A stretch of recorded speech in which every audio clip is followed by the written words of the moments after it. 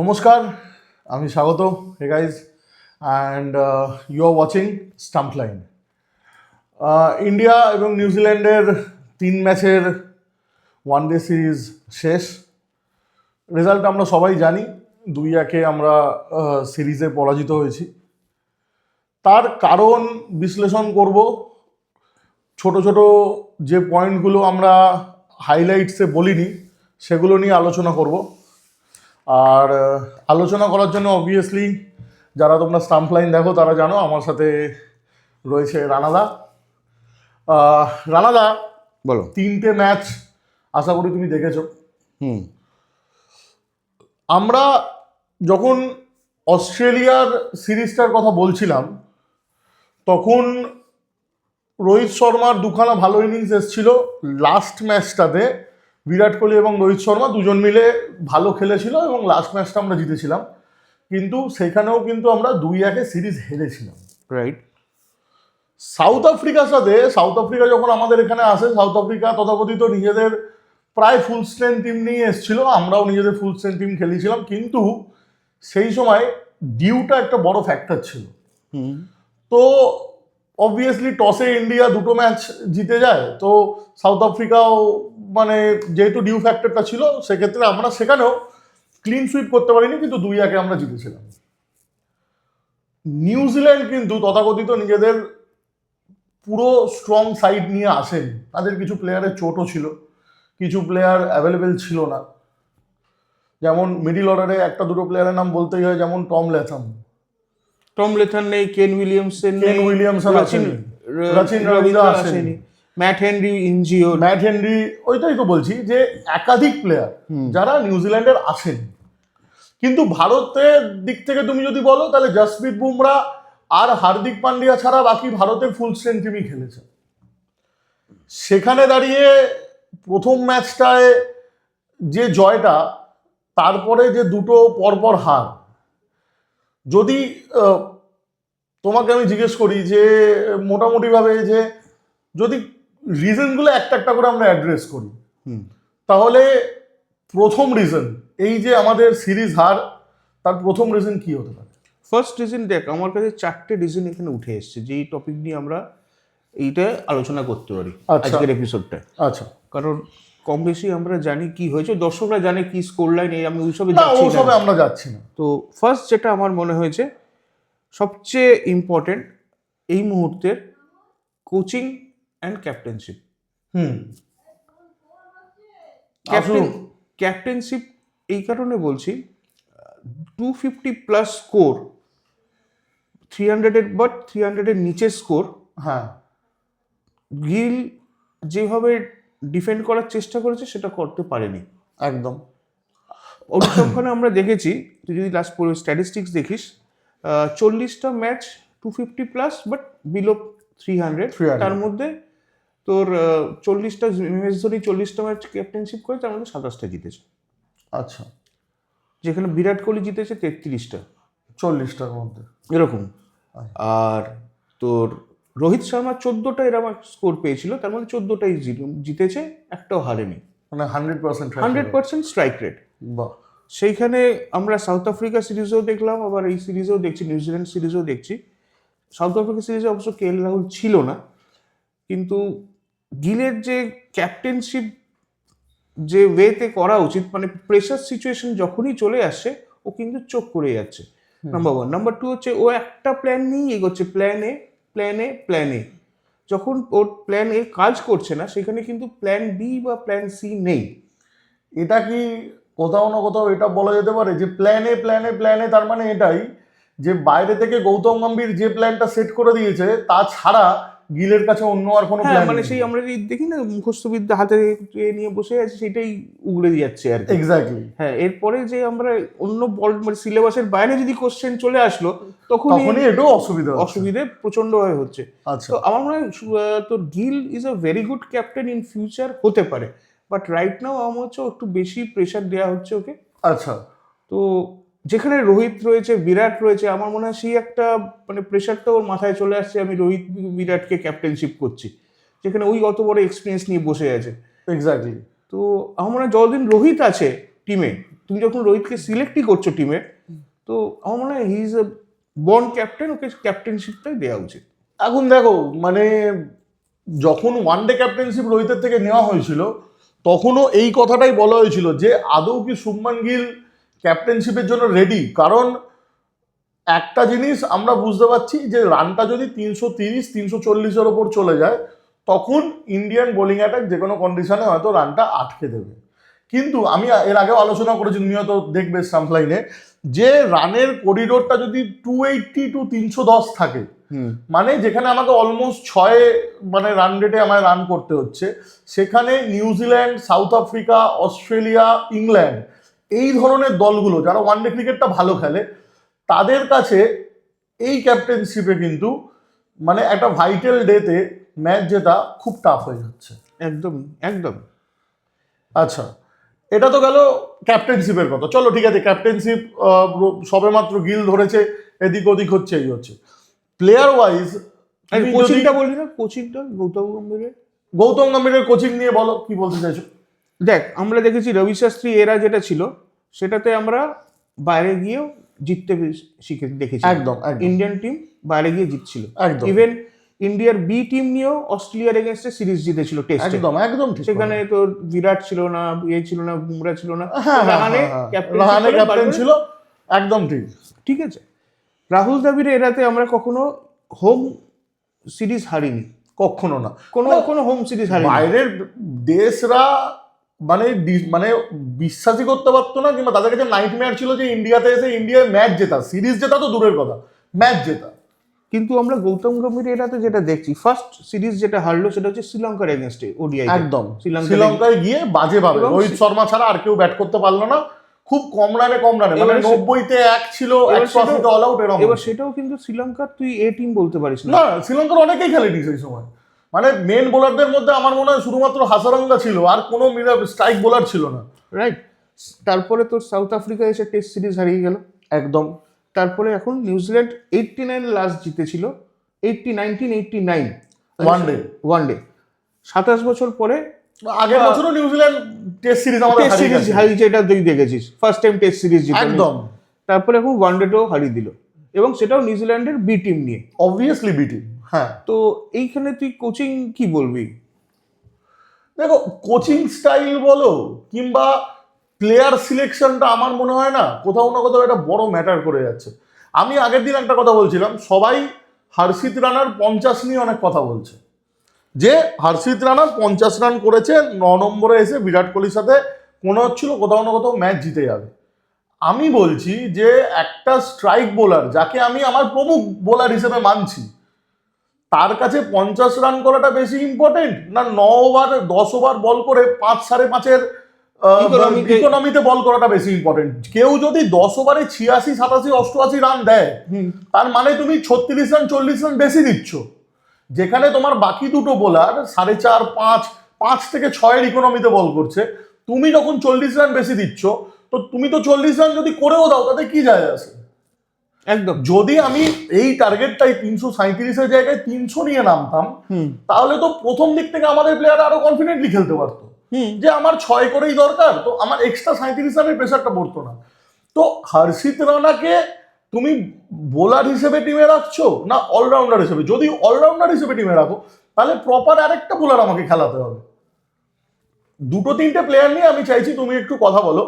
প্রথমেই রোহিত শর্মার পুরো এই যে সিরিজটায় একটাও কোনো বড় রান এলো না, স্টার্ট পাচ্ছে, প্রথম দিকে ধরে খেলছে, একটা দুটো ভালো শট লাগছে, মনে হচ্ছে আজকে তালে আছে, কিন্তু 24-25 এরকম রান। দুটো কারণ আছে। নাম্বার 1, রোহিত শর্মাকে এর আগের সিরিজগুলো যেরকম ভাবে দেখেছি, এই সিরিজে কিন্তু আমরা দেখছি ফার্স্ট অফ অল খুব ডিফেন্সিভ মোডে চলে গেছে। একদমই তাই, যেটা Rohit Sharma is not Rohit not. হ্যাঁ, একদম তাই, একদম তাই। এখনো মনে হচ্ছে ও নিজের প্লেস বাঁচানোর জন্য খেলছে।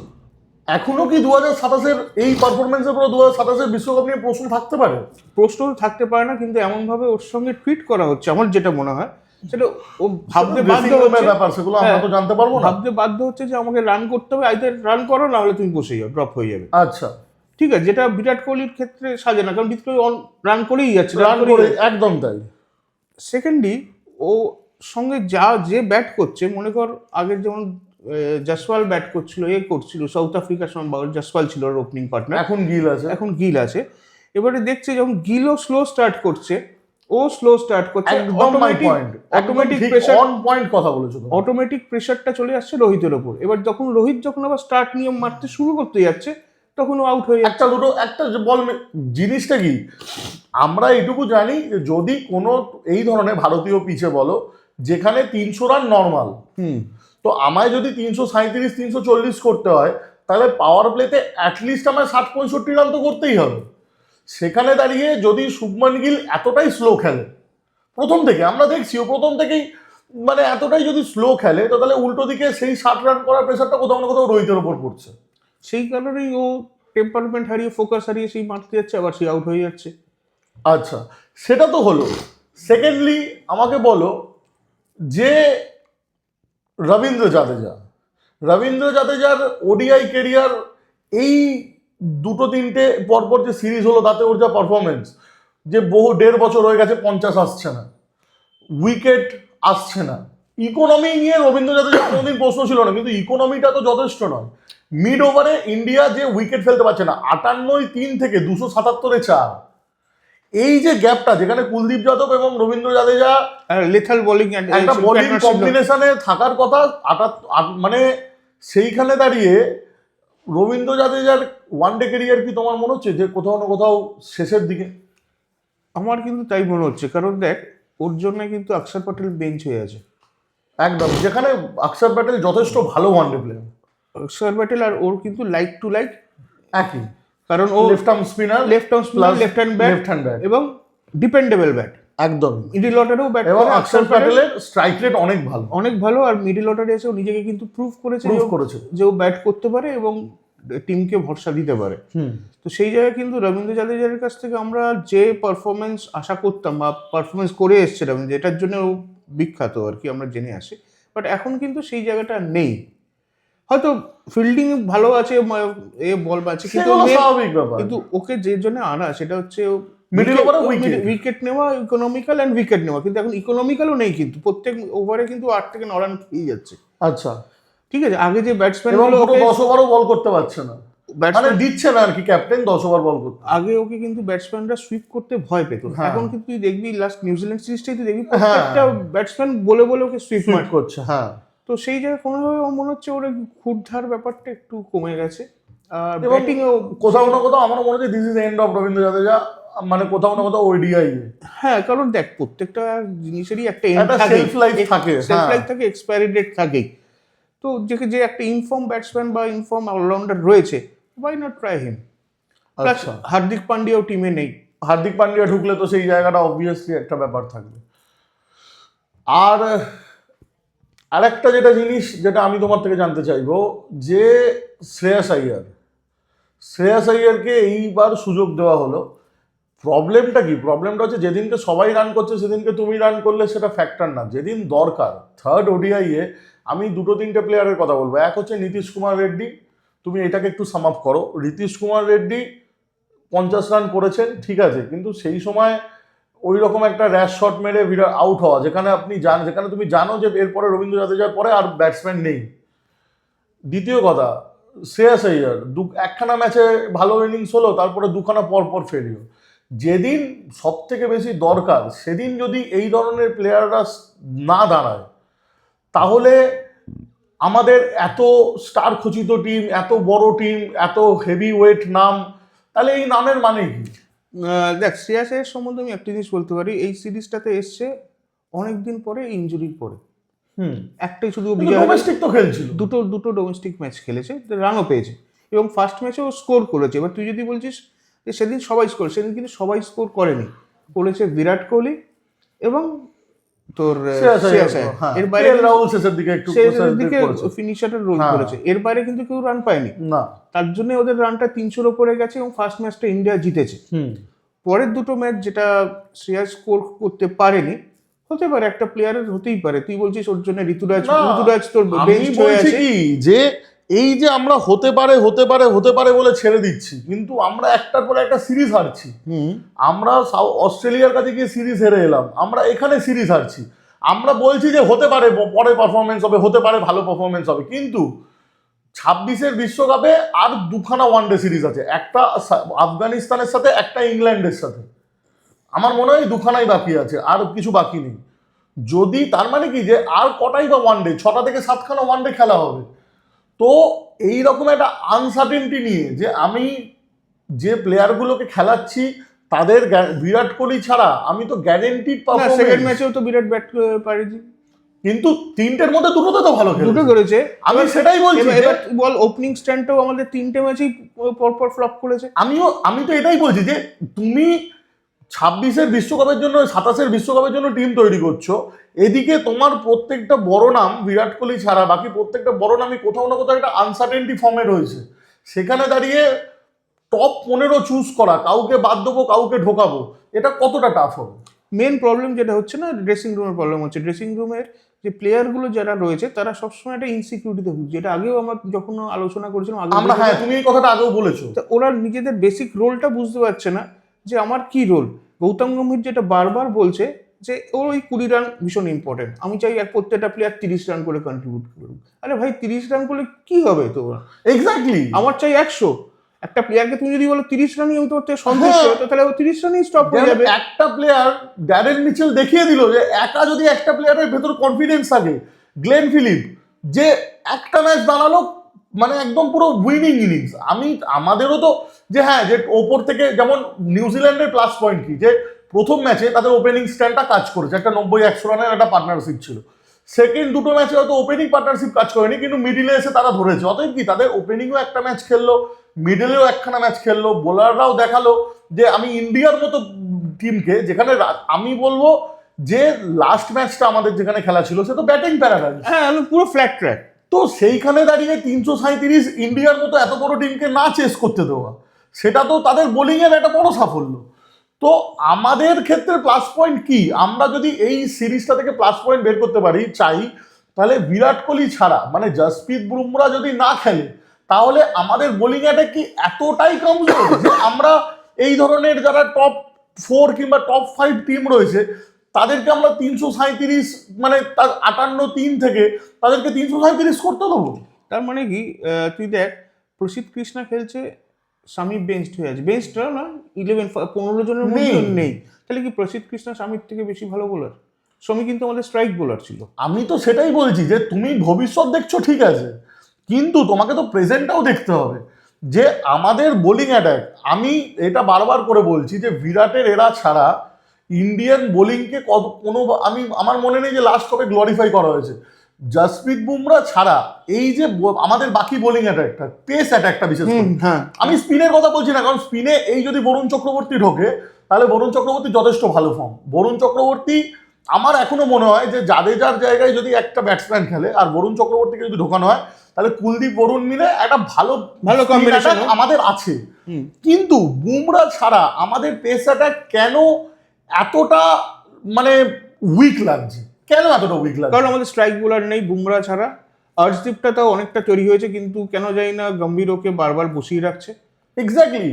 তো সিরাজেরও আমি দেখছি যে একই ব্যাপার, যে মানে মেনলি কি ভালো বল হচ্ছে, কিন্তু যে এই যে বিশেষ করে হর্ষিত রানার যে টিমে ইউটিলিটিটা সেইটা কোথায়, সেইটা আমার কাছে এখনো প্রশ্ন। যে তুমি 50 রান করছো, আমি সবসময় তারিফ করছি যে 50 রানটা করেছে, সেখানে খুবই দরকার ছিল। যে দরকারের দিনে তুমি 50, আমি জানি যে হর্ষিত রানা যদি আছে তার মানে 30 রান বাকি আছে, মানে হর্ষিত রানা করে দিতে পারে। কিন্তু বোলিংয়ে তোমার যদি 8, 8.5, 9 ইকোনমি নিয়ে তুমি ওয়ানডেতে বল করো, তাহলে আমি সেই 50-এর কি করবো? ঠিক, একদম ঠিক। এবং এই প্রশ্নটা সবার, তোর না সবার, শুধু একমাত্র বোর্ড কর্তা আর গৌতম গম্ভীরের মধ্যেই প্রশ্নটা নেই, বাকি সবারই আছে। আচ্ছা, আর একটা জিনিস আমাকে বলো যে ওয়ার্ল্ড কাপের যে আপাতত তো এখনো দেরি আছে, এখনো 6খানা মানে 2খানা সিরিজ বাকি আছে, ওয়ানডে সিরিজ। এই যে টিমটা খেলছে, মানে এবার যে খেললো ওয়ানডে, এর মধ্যে থেকে তুমি মোটামুটি ভাবে প্রবাবল চেঞ্জেস কি দেখতে পাচ্ছ, যেটা ওয়ার্ল্ড কাপে চেঞ্জেস হবেই? দেখ, যদি এরা ক্যাপ্টেনশিপে রোহিত শর্মার উপর আস্থা রাখে, আমার মনে হয় না সেটা হবে, কারণ ভারতীয় সিস্টেমে এত তাড়াতাড়ি ক্যাপ্টেন চেঞ্জ হয় না। গিলকে করেছে মানে ওটা একটা লং টাইম ইয়ে, তাহলে সেটা হবে না। যদি গিলকে রাখে তাহলে গিল রোহিত ওপেনিংই করবে। হ্যাঁ, বিরাট ওয়ানে, বিরাট ওয়ানে, One two down। Down Shreyas আইয়ারই থাকবে। শ্রেয়াস আইয়ারই থাকবে তুমি বলছো? হ্যাঁ, আচ্ছা, টু ডাউন শ্রেয়াস আইয়ারই থাকবে। 3 ডাউন তোর কেএল রাহুল আসবে। কেএল রাহুল আসবে। 4 ডাউন হয়তো একটু তলাতে ঋতুরাজকে নিলেও নিতে পারে। হার্দিক পান্ডিয়া, তারপরে আসছে হার্দিক পান্ডিয়া। আমার মানে মনে হয় না ঋতুরাজ- জাদেজার জায়গা হবে না, আমার যেটা লাগে। জাদেজার জায়গা হবে না, তাহলে আমাদের, তুমি তার মানে বলতে চাইছো যে হার্দিককে জাদেজার জায়গায় নেওয়া হচ্ছে, বাকি অ্যাজ ইট ইজ টিম থাকবে, কিন্তু ওই আবারও একই কথা, তার মানে কি যে সিরাজের জায়গায় বুমরাকে ঢুকতে হবে। সিরাজের জায়গায় বুমরা ঢুকছে, আর যদি প্রসিদ্ধের জায়গায় স্বামীকে ওরা করে, প্রসিদ্ধ কৃষ্ণার জায়গায় স্বামী। স্বামীকে আমার আমার মনে হচ্ছে না যে স্বামীরও ওয়ানডে ক্যারিয়ার মোটামুটি শেষই। তুমি কি এটা দেখো, যেহেতু আমাদের ওয়ার্ল্ড কাপ তো মনে হয় সাউথ আফ্রিকাতে, তো ওই রকম একটা পেস ট্র্যাকে অবভিয়াসলি আমরা দুটো স্পিনার তো খেলাবো না। তো তিনটে পেসার, একটা অলরাউন্ডার, একটা স্পিনার। একটা স্পিনার নিয়ে আমরা যাব, সেটা কুলদীপ যাদবই হবে আশা করি। যদি বরুণ চক্রবর্তী টিমে থাকে সেটা আলাদা ব্যাপার। তো সেক্ষেত্রে তুমি কি স্টিল মনে হচ্ছে তোমার যে হর্ষিত রানার জায়গা টিমে থাকবে? হর্ষিত থাকবেই। হর্ষিত থাকবে, হ্যাঁ। চলো সেটা তো মানে আমারও তাই মনে হচ্ছে যে হর্ষিতের এই হর্ষিতকে পারফরমেন্সটা রাখবে, পরে, রাখবে। তবে আমার যতটুকু মনে হয় যে হর্ষিতের বোলিং এর উপরে আরো কনসেন্ট্রেট করা উচিত, ইকোনমিক্যাল বোলিং এর উপরে। যে তুমি উইকেট টেকিং ডেলিভারি দিতে গিয়ে তুমি এমন একটা বল করে ফেলছো যেখানে তোমার 8.5-9 ইকোনমি চলে যাচ্ছে, সেখানে সেটা অ্যাকসেপ্টেবল নয়। আচ্ছা, আর একটা জিনিস তোমার থেকে ছোট করে জানতে চাইবো, ভিডিওটা বেশি বড় করবো না, যে এই নিউজিল্যান্ডের সাথেই আমাদের 5খানা টি-20 সিরিজ শুরু হচ্ছে, কাল থেকে মনে হয় শুরু হচ্ছে। তো একটা প্রেডিকশন আমাকে দাও যে তোমার কি মনে হচ্ছে এই সিরিজের ফলাফল কি হতে চলেছে? দেখ, এই নিউজিল্যান্ডের যে টি-20 টিমটা আছে সেটা কিন্তু ওয়ানডে টিমের থেকে বেশি স্ট্রং, লিথাল, খুবই বেশি স্ট্রং। তো এদের কাছে যদি এরমভাবে হারে, সেই ক্ষেত্রে আমি তো মনে হচ্ছে 3-2 in favour of New Zealand. 3-2 in favour of New Zealand. মানে তুমি বলতে চাইছো যে কোথাও না কোথাও নিউজিল্যান্ড আমাদের উপর ভারী, কারণ এটা আমরা দেখে এসেছি ইতিহাসে, নিউজিল্যান্ড আমাদের রাশির উপর ভারীই পড়ে। তো তুমি বলতে চাইছো যে মানে নিউজিল্যান্ডের মানে চান্স বেশি। বাট এই টি-20তে মোস্ট এক্স ফ্যাক্টর কে হবে জানিস? বরুণ চক্রবর্তী। ও যদি ঠিকঠাক হয়ে যায় তাহলে ওটা উল্টো হয়ে যাবে ইন্ডিয়ার ফেভারে। মানে তুমি বলতে চাইছো কোথাও না কোথাও স্পিন বোলিংটা আমাদের কাছে অনেকটা ম্যাটার করবে। হ্যাঁ, এবং বরুণ চক্রবর্তী, বিশেষ করে বরুণ চক্রবর্তী, রাইট, ও হচ্ছে এক্স ফ্যাক্টর। আর আমাদের আর বিশ্বকাপেরও খুব বেশি হলে হয়তো 20-22 দিনই বাকি, 25 দিন মতো বাকি আশা করি। 7 ফেব্রুয়ারি ওরকম 7 ফেব্রুয়ারি। তো মোটামুটিভাবে কোন ব্যাটসম্যানের ওপর, মানে ইন্ডিয়ার এই সিরিজটাতে তুমি চাইবে যে কোন 2-3টে ব্যাটসম্যান যারা একদম পিক ফর্মে চলে আসুক, যাতে আমাদের ওয়ার্ল্ড কাপের জার্নিটা খুব ভালো হয়? স্যামসাং, অভিষেক শর্মা, তো শ্রেয়াস আয়ার। আচ্ছা, আর সূর্যকুমার যাদব আমাদের ক্যাপ্টেন, ও চেষ্টা করবে এটাতে ফর্মে ফেরার। যে ওরই সব থেকে বেশি ওকে নিয়েই চিন্তা, কারণ লাস্ট 1 বছর ধরে কোনো বড় ইনিংস নেই, সেটাই। ফর্ম নিয়ে সবারই ছোটখাটো ইনিংস চলছে, কিন্তু ওর ফর্ম নিয়ে যথেষ্ট সমস্যা চলছে।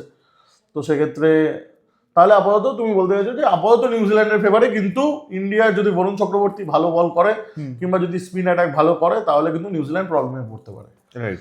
তাহলে আজকে ভিডিওটা এই অবধি রাখছি। আচ্ছা রানা, আর একটা জিনিস, সেটা হচ্ছে যে আমাদের স্টাম্প লাইনের পরিবার আস্তে আস্তে বাড়ছে, আমাদের ফেসবুকেও বাড়ছে, ইউটিউবেও বাড়ছে।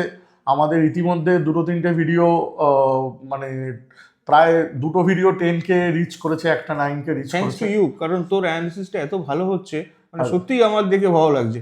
আচ্ছা, থ্যাংক ইউ। সেটা মুখে মুখে প্রচারটা ভালো হচ্ছে। অবভিয়াসলি স্যার, এবার দেখো আমার অ্যানালিসিসের সাথে তুমিও আছো, আমরা ব্যাক অফিস, আমরা যে মানে হোমওয়ার্কগুলো করি সেগুলোই বেরিয়ে আসে না আমাদের ইয়ে থেকে। তো সেক্ষেত্রে একটুখানি মানুষকে একটুখানি বলে দাও যাতে তারা আরো বেশি করে ফলো করে, তারা আরো বেশি করে দেখে আমাদের ভিডিওগুলো। আগেও বলেছি, এখনো আবার বলছি, প্লিজ প্লিজ প্লিজ আপনারা দেখুন, সাবস্ক্রাইব করুন, ভালোবাসুন আমাদের পরিবারটা আরও বাড়ান। আপনারা আমাদের সাথে থাকলে আমরা বেশি আরও ভালোভাবে ভিডিওগুলো ছাড়তে, মানে করতে ভালো, মানে অনুপ্রেরিত হই। আপনাদের তাহলে ভালো লাগবে। Thank you so much. ঠিক আছে, তাহলে আজকের ভিডিও এই অবধি, টাটা।